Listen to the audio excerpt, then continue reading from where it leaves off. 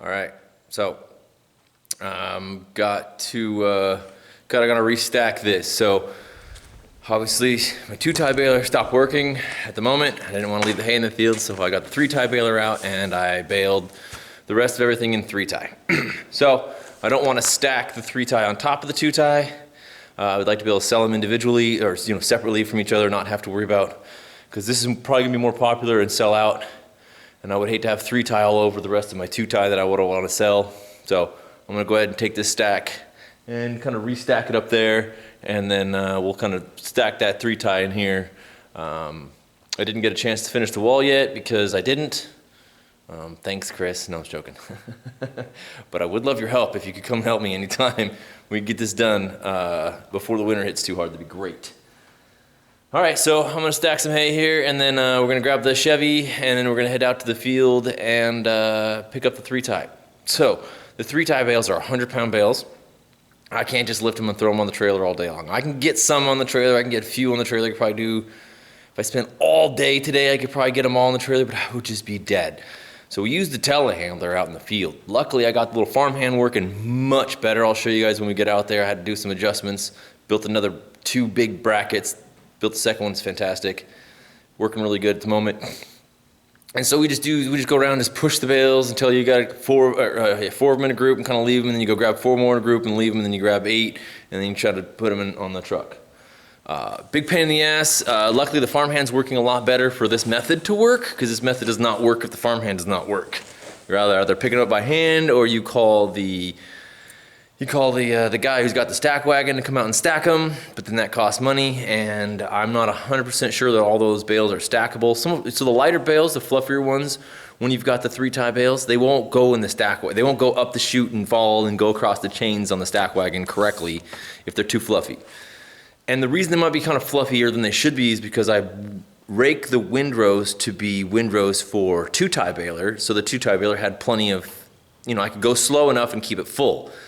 Well, when the field's not perfectly smooth, you can't go super, super, super fast to keep the header full, the baler header full. So you gotta go slower. And when you go slower, you make fluffier bales if you don't have enough material in it. So instead of re-raking all these windrows into making one big windrow, for the 3-tie baler, I just went and baled it. It just would have taken too much time to go around and around and around and around with that again. So I left the windrows in basically 2-tie windrows, but I went to the 3-tie baler, so it was hard to keep the chamber full. I mean, I probably baled that whole thing in 2.5 hours, and with the little baler, it would have probably taken me 4.5 hours. So it's probably cutting my time in half by using the bigger baler. And I could have gone even faster if the windrows would have been, all together and full. But that's not what I'm trying to do here, so I'm trying to stick on that 2-tie schedule. We're gonna work on that baler today after we get the hay stacked, after we cut. I'm gonna cut some more. There's a little bit, it's really thin down below, but I got the time, and I might as well cut it today. And today is, what's today? Thursday, so Thursday. So cut it today, Thursday, Friday, Saturday, Sunday, Monday, Tuesday to be ready to bale. I'll have time then throughout the weekend to get the baler hopefully put back together, working correctly. Yeah, so that's kind of the plan. Let's hop in the truck and go on the field. Oh, we're gonna restack this. I'm gonna take my sweatshirt off. We're gonna restack this. I'll hop in the truck, we'll out to the field, we'll get the hay bales and get in the barn, and then we'll go back to the shop. Not my favorite place to be, but it's nice getting things working. So, all right, here we go.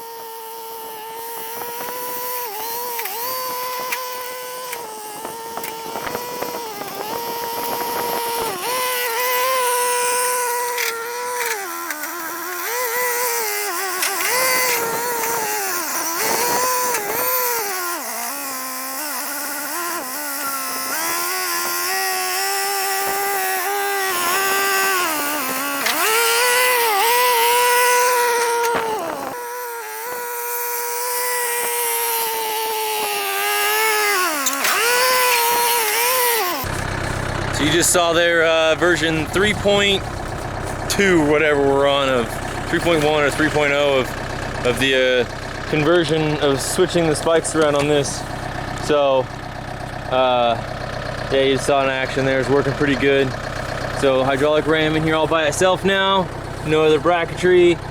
This is the new one I just built. That's the one that was working pretty good. So I just kind of made one the same.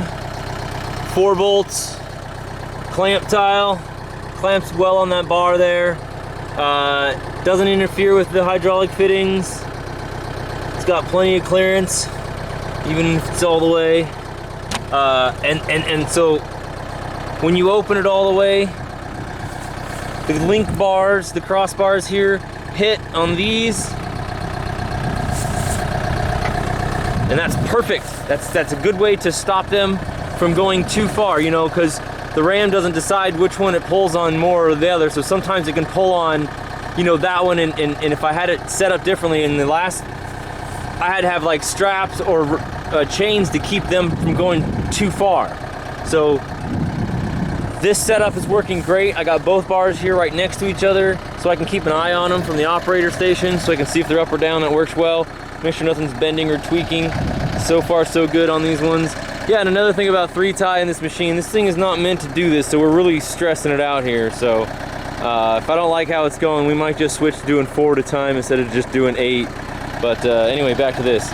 So that's awesome. The other awesome thing is when the cylinder is completely retracted all the way, these things are just touching. In fact, this one's not even totally touching, so there's a little bit of play there, which is great, and the cylinder is completely retracted. So if you keep applying hydraulic pressure and pulling on it, it's pulling on the cylinder. It's not pulling on any bracketry or any arms or twisting anything.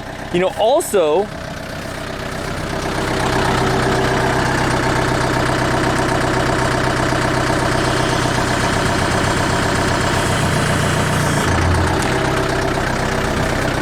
nicely done. When the cylinder is fully extended, it doesn't have a preference on it. It hits right there, if anything, but it's not pushing on anything except for itself. And you'll see these ones, these hooks actually went pretty deep, and these ones aren't so much. Yeah, so if you're actually in hay, these ones will never go that deep, and it ends up balancing right there in the middle, or wherever it needs to. So these guys are kind of like, yeah, we got maximum hook throw, so we're getting as much as we can possibly get. In fact, when I'm putting in these bales, it's probably strong enough if I rev up the motor and push on it, but I'll bend or break something. But the hooks aren't wanting to go all the way in anyway, so I'm getting as much hook grab as I could possibly get, which is amazing. So when the cylinder's fully extended, the cylinder's fully extended. It can't push anymore. So when you add more hydraulic pressure than you should, or pushing on it harder than you could, if it grabs fully, it doesn't push on any of this bracketry or anything. It doesn't try to twist the bars or bend anything or break my bolts or do anything crazy like that. So we're using the full extent of the hydraulic ram, which is awesome because now no extra pressure can be put on the rest of the machine. And so open and close, and then it has the stop, so it stops and starts and goes as far as it needs to. So I'm so excited about this. This is working, and I've done 3-tie in the past with this when all the hooks were going the same direction, and a lot of times I would resort to just grabbing 4 or 6 of these bales, not 4 like this, 3 like this and 3 like that, or just 2 and 2, because it wasn't wide enough. I didn't have the hooks on the outside like I do now, and because it just wouldn't grab them enough. It's barely grabbing the outside ones here. I mean, when I grab these things, they're grabbing right here on this, right on the edge of this, and it's kind of hanging on the side. So, you know, we might resort to just doing 6 later, but I like what we're doing now. It's working. Some slow and steady wins the race. So we got a couple on here. I've already accumulated a couple to put them in little groups.